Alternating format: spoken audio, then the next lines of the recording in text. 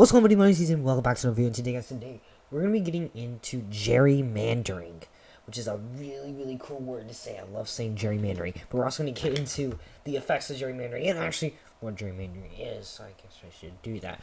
So what we're going to do is we're going to draw a state. And this state is going to look like a square or a rectangle, I guess. Because I don't think all these sides are going to be exactly the same. A square is a rectangle too. So even if I drew a square, it would be a rectangle. And what we're going to do is we're going to say this state has 3 main cities. Alright?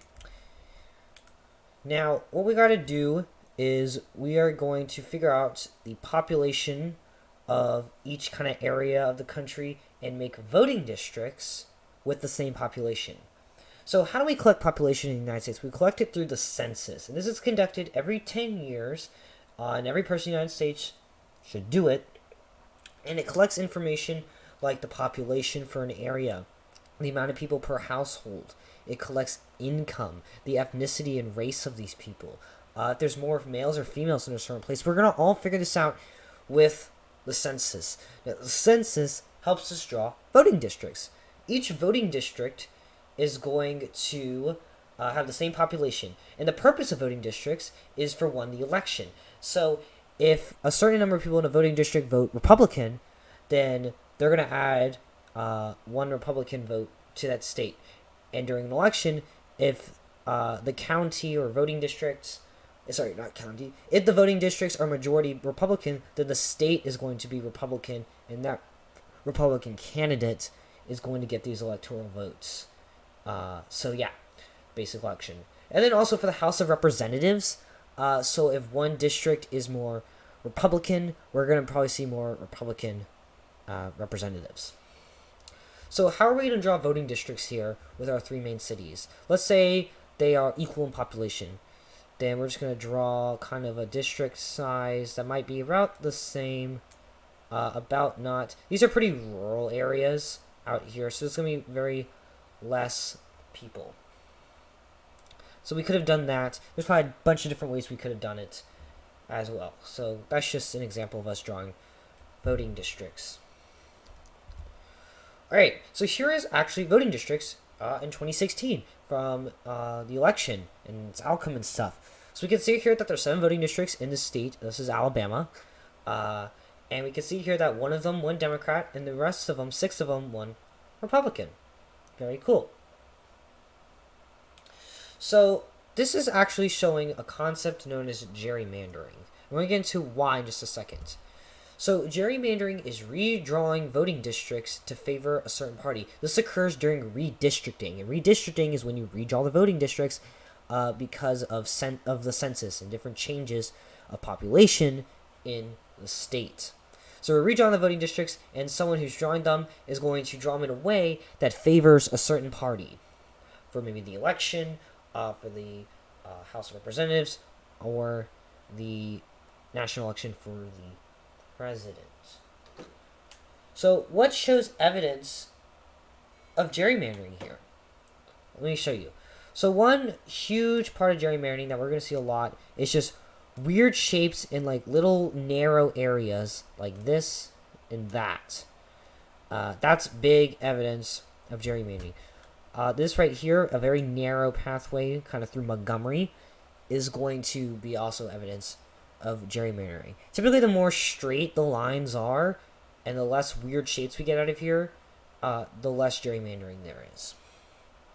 So that's kind of showing gerrymandering there. Now, just because there's one Democratic district that won does not mean that there's gerrymandering. So that's something to know. Now let's look at what another district could have been for Alabama, what the districts could have looked like, and how it would have influenced the election. Okay, so on the left is the original one we just saw with the gerrymandering, and the one on the right is the one that is kind of fixed. We still have 7 districts. We had to have 7 different districts, and they're all kind of the same population. We still have kind of one really big district, except this is no longer District 7. That's the big one. It's District 2. We can see here that we have 2 Democratic outcomes now. 2 Democratic districts.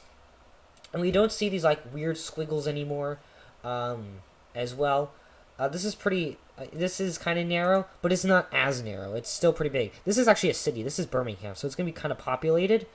If we want to make District 7 kind of have the same population, we also see Tuscaloosa, which is another populated city. We're going to have some voting districts kind of around the city as well. So that's kind of explains that. But here, really the only city in District 2 is Montgomery. So, yeah.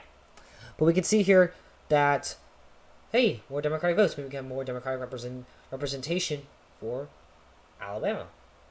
That's crazy. So, there are different effects of gerrymandering. The first one is it doesn't actually show the views of the people. Maybe we have a decent amount of Democratic people in the state, but with gerrymandering, we're really showing the Republican views, or vice versa.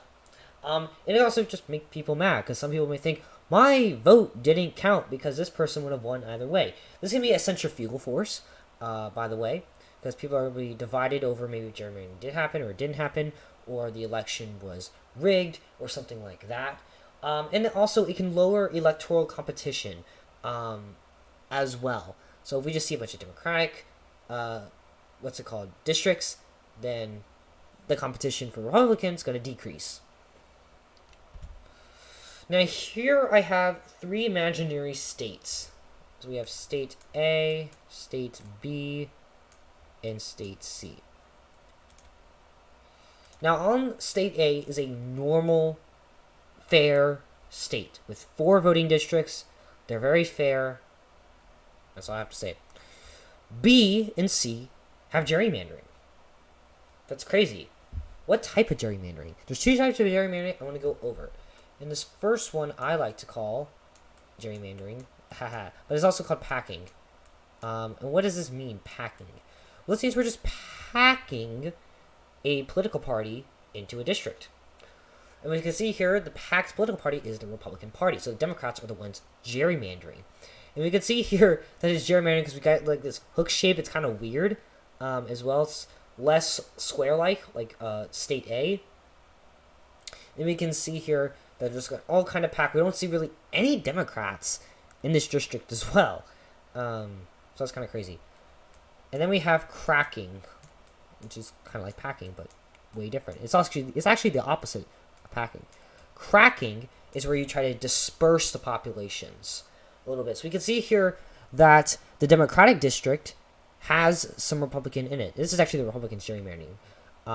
Because we can see here we have 3 Republican districts that have 1 Republican. And then the 4th district is Democratic. We still have some Republican in them. And then every other district has Democratic in them. So we're kind of dispersing it throughout to try to limit the majority that a certain political party has. Very, very cool. And that's the end of the video. Thank you so much for watching. There's another cartoon stream. You want to try that out. It's pretty cool. There's some video suggestions. You want to check those out? I made those crazy, I know. Please like and subscribe. It's free. Really help me out. Leave a comment to criticism. I love criticism. And I'll see you guys in the next video. Adios.